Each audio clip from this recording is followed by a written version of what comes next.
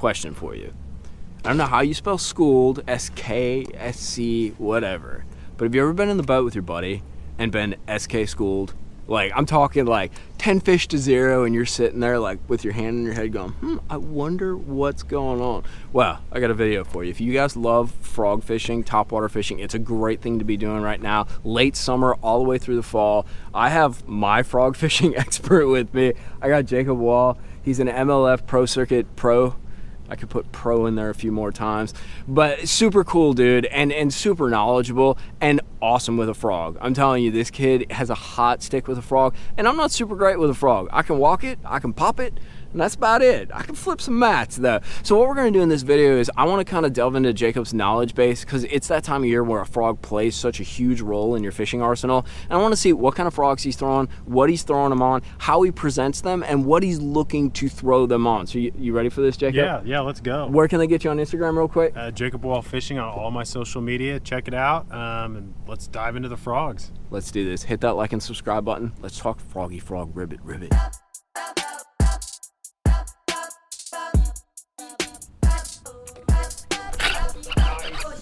My glass, man.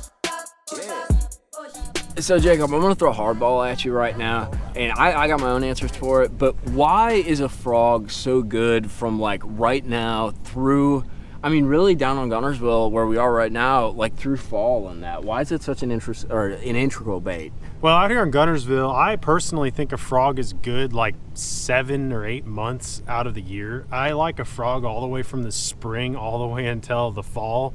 Until that water gets too cold to really want to throw a frog, below like 55 degrees. But I just think these fish live shallow on this lake. We've got a lot of vegetation. A lot of that bait lives up in that grass. You've got shad, you've got bluegill, you've got shiners. There's actually a lot of shiners in this lake, a lot more than people might think. And I think those fish just live shallow year round. They live around that grass. They like to get underneath those shady little areas, and that's where a frog shines. A frog is great around shade, around vegetation that's matted out. I mean, it can be literally anything. That's the beauty of a frog, is it can be anything. You could throw a frog into a tree. I mean, that's not even in the water, and the thing's probably going to come out. So you can throw it on anything in the water and pull it through it. It's very weedless. It allows you to fish just everything so effectively up against the bank. Today we were catching them around milfoil and kind of some cheese mats and some shade lines, but it just works so well. It's effective. You can slow it down, you can speed it up. It kind of mimics a bluegill, it mimics all kinds of stuff. Really, whatever is going to be shallow, a frog mimics. So if you're somebody either getting started in frog fishing or you're actually pretty good at it, I mean, you have a lot of experience. So I'm going to give some value and some, I don't know, like some props to what you have to say. What kind of colors, what kind of basic frogs would you have in your arsenal? So I really like a variety of different frogs. I throw, I've been throwing the Spro frog for years. I grew up throwing this frog. This is one of my favorite frogs.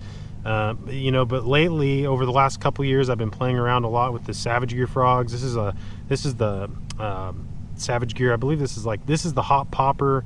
I think this is just the Hop frog. I don't even know what the name of that frog is, but it's a great little compact size. It's a little bit smaller than your standard size bronzeye. This is a 65 bronzeye Spro.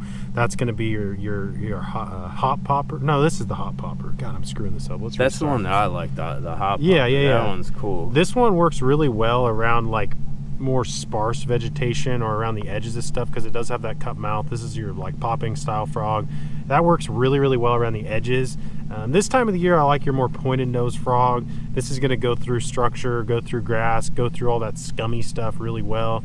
Anytime you, on Gunnersville, if you've ever fished here, or even if you haven't, one of the things we deal with is floating eelgrass. And I don't care where you are on the lake, you're going to have that interfere with your spot one way or the other, whether it's the day you're there or the next day. Some kind of wind directional change is going to blow that stuff in. That cut mouth doesn't do that good in that eelgrass. That's one of the reasons I go to this pointed nose guy. But colors, as you can see, I keep it simple. I got some blacks, I got a brown, and I got something lighter. This is like a leopard color, I think. I like this color because it's broken up. It's got that black kind of splotchiness in there. Once again, like focused on the belly though, for the most part. I don't care what the color of the top is. I mean, that's pretty hideous, honestly. But that, you've got white, you've got orange, you've got yellow, you've got a little bit of greenish blue in the head. That to me is going to mimic a bluegill on top of a mat. But for whatever reason, that silly brown frog right there, that thing catches them. Its natural red is the color of this frog, and I don't know what it is about that frog, but it catches them. It flat out catches them. But when this stuff gets really, really matted out and cheesed over, you cannot pick a better color than black. Black is going to be your best friend when this stuff gets really, really thick and matted. It just has a bigger profile. It creates a better silhouette. But if you're fishing really low light conditions, if the fish are like blowing up on shad around the edges of the mats, throw white or throw something natural, like kind of bait fish color. That works really well in low light. A solid white frog or just a white variant, something maybe sexy shad. It doesn't matter. Just something lighter and something darker, and then the brown. The brown is kind of my happy medium. Another color that I don't have here that I throw is a really natural bluegill color, something that's got like your horizontal bars on it, or vertical bars. Horizontal is this way. Yeah, vertical bars. I don't know what I'm saying. Vertical bars on your bluegill pattern. For whatever reason, that color, especially in the spring out here, like around April, that color works really, really good. And just throw that around open water, around the edges of where they might be spawning. Obviously, the bluegill are up there invading their beds, and so I think they just think that's a bluegill that's kind of wounded, twitching around on the surface. But that's how I keep it, with my bait selection. I keep it simple, really pretty much 4, 5, maybe variants of colors. I'm actually playing around with this rod today. This is a Phoenix K2. This is one of their higher end rods. This is 7'3" heavy. This rod works really good. I haven't used this for a frog much, but it works really, really good. It's been working good today. I've got 60-pound braid on there, or maybe might be 65, 60 or 65. I wouldn't go any lighter than 60. I've done 50, and you can catch them on 50. The problem is every once in a while you get that like wild hair where you just want to swing as hard as you can, and you'll break 50. I've broken 50 before, and it's never fun when you see like a 3 or 4 pounder jumping with a frog in its mouth, and you know that you should have put that thing in the boat. So 60 to 65 all the time. Don't go less than that. You'll regret it, I guarantee you. You might catch fish on it, but eventually you'll end up regretting it. I've got mine right now on an 8 1-to-1 gear ratio. This is a Shimano Bantam. I really like this reel. It's a solid frame. I'm not affiliated with Shimano, but I throw a lot of Shimano reels. This one in particular for braid, it's a single piece of metal. The Bantam is one piece of metal construction, so it doesn't flex at all on a hook set. You'd be surprised, even with you don't feel the flex in the reel necessarily, but it does matter. It's just more rigid. This is a great reel. I like the 8-to-1 gear ratio because it allows you to pick up slack really fast. A lot of the times in these spots where you're frogging, it's 1 to 4 feet of water. If you hook a fish and it decides it wants to come at you or swim sideways, right or left, whatever direction, if you don't keep up with it, a lot of times they'll shake that bait. So that fast gear ratio allows you to pick up slack really quick. And that's sort of my go-to setup. I don't really throw much longer rod than like 7.3. Occasionally I'll throw a 7.6 if I'm frogging these massive mats on this lake. I'm trying to get a really long cast, or if I'm trying to pick up a lot of line on a hook set. But 9 times out of 10, I'm throwing it on a 7'3". I think that's like the perfect happy medium length. And that's my go-to frogging setup. I'm not an expert, but I do love to throw frog, and I like to catch them on it. And today it worked out really. He's really good at it. Today it worked out really good. I caught a bunch on it. He is really good at it, but I am going to disagree with him on one very big thing, and that's what fishing's about too. Like, we all have different approaches because there's different, like, we talk about rods a lot. I'll recommend a rod to somebody and I'll be like, check it out, I like it, it's a little weird, it maybe has a moderate action, you might like a faster action. Everybody's a little bit different.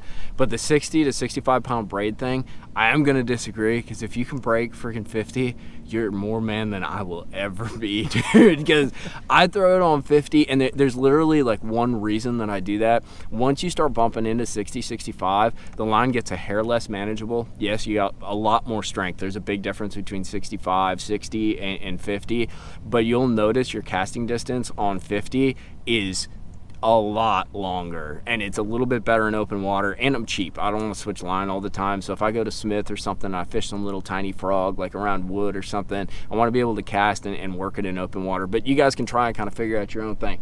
Let's talk techniques, Jacob, because today was a great example. I don't know what the right word phrase is, but I don't think you can really pattern a frog, but you can identify where the fish are kind of set up and eating it. And today was a prime example as these fish kind of flicker in the mess. But so we got out there and Jacob was talking about cheese, and usually, me being kind of my flipping background, I want to get in the thickest, heaviest stuff. And lo and behold, Jacob's like pitching or working that frog, but then he works it into a hole and gets crushed and then fishes them up. But tell me a little bit about how you picked up on it really quick, but when those fish are set up in different ways, and you can fish a frog in open water in that. Tell me a little bit about what you identify to sort of make your pattern more consistent with a frog, or what stands out to you with bites. Well, just once I get a bite, I try to clue in, like, hey, where did that bite come from? Was that bite, was it in the mat? Was it on the edge of the mat? Was it like completely open water? Was it in the shade? Where I want to identify where that bite happened. So then I kind of key in, okay, that bite happened here on the edge. I'm going to keep an eye on all the edges that look really good in front of me, and I'm going to focus on those more. I may not focus on those solely. Obviously, I'm going to continue to fish all the matted stuff and the edges, but I'm going to start trying to create a pattern. So one bite isn't really going to be patternable, but once you've had 2 or 3, 4 bites, you'll develop a consistency to your bites, whether it's most of the bites are coming within 2 feet of the edge. Most of the bites are coming on the edge. Most of them are coming in open holes in the mats.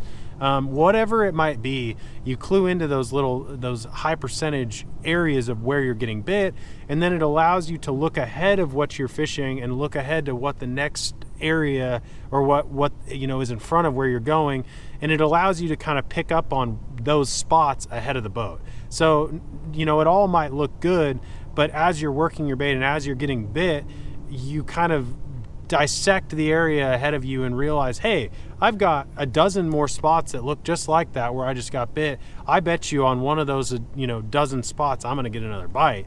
Or maybe on every one of those spots, I'm going to get a bite if it's really good. So that's kind of how I key in on it. I try to create a pattern as I go.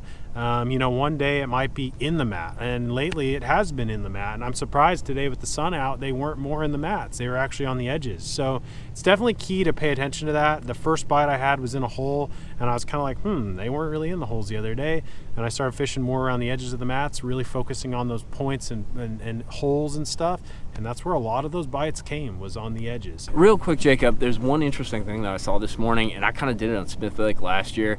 You talked about fishing edges, but let's talk really quick about fishing shade lines, which are like variable edges with a frog. It can be a dock, it can be like along these trees where we're sitting, but tell me a little bit about how you look at those and what you look for and target in those shade lines, and maybe about what it is too. Yeah, so when I'm targeting a shade line, I like to look for the hardest edge of the shade line, and I like to look for something that's tight to the bank, tight to structure. So it might not just be a shade line. Maybe there's 3 or 4 branches hanging in the water in the shade line. So I'm going to skip it up there, get it near those branches, or if the tree's really tall like these ones behind it, I'm just going to throw it up in there next to the branches. But you're just looking for the highest percentage areas in the shade lines, because there's a lot of shade lines that might not hold fish.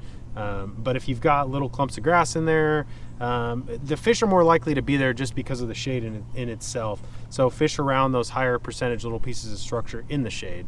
But the shade is a really, really high percentage area. Wouldn't you say? And something people don't pay attention to. No, either. You can easily get overlooked. And it changes too.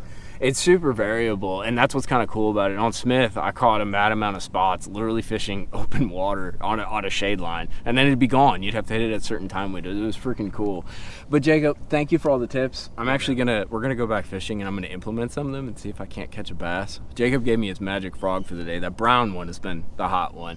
But make sure to go down and hit that like and subscribe button if you like these grassroots videos. Jacob, what's your Instagram? Go check him out. Jacob Wall Fishing on Instagram and on YouTube, and my Facebook is just my name, Jacob Wall. Super good people, super knowledgeable, and a straight up dude. Watch him on MLF, dude. I always enjoy seeing him bust it up. Where are you at this year, actually? Sitting 30th in the points right now with one event left. We're headed up to the St. Lawrence River actually in a week. I'm headed up in a week. The practice will start in like a week and a half. I'm headed up there with my dad, so it should be super fun. Hopefully crack a top 10. That's what we need to do. Well, hopefully you can watch them on live. But Tight Lines guys, if you got any extras to add to this video, I always love to hear your comments, tips, whatever you got. Go ahead and drop it down in the comments box, and I'll put links to all this stuff at Tackle Warehouse down there if you want to go check out colors and that. But Tight Lines, till next time, we'll see you back out on the water or talking fishing.